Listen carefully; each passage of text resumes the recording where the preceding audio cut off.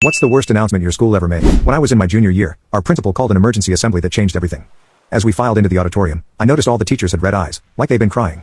The principal's voice cracked as she announced that our favorite chemistry teacher, Mrs. Andrews, had terminal brain cancer. Doctors said she didn't have much time. The auditorium erupted in sobs. Mrs. Andrews wasn't just any teacher.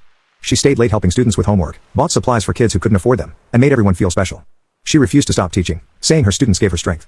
But each week, we watched her deteriorate. Her once neat handwriting became shaky. She started forgetting things mid-sentence. Sometimes, she paused during class, holding her head in pain. The administration hired a substitute, Mr. Parker, to assist her. But we all knew he was really there to take over when she couldn't teach anymore. He'd stand awkwardly in the back of the room, making everyone uncomfortable. One day, Mrs. Andrews collapsed during third period. The ambulance came, but she insisted on finishing her lesson from the floor while waiting. She made us promise to be good for Mr. Parker. That was the last time we saw her in person. The school arranged for us to video call her every Friday. At first, she was still herself, cracking jokes from her hospital bed, asking about our weekends. But soon, the calls got shorter. Her hair fell out.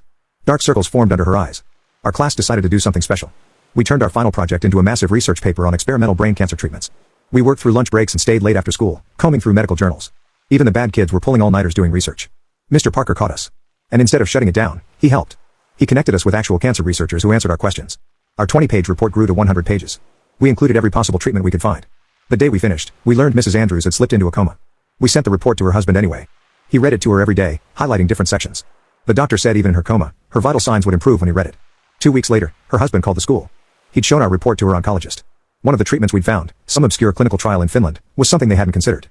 Her doctor made some calls. Mrs. Andrews got accepted into the trial. The school turned our morning announcements into daily updates on her condition.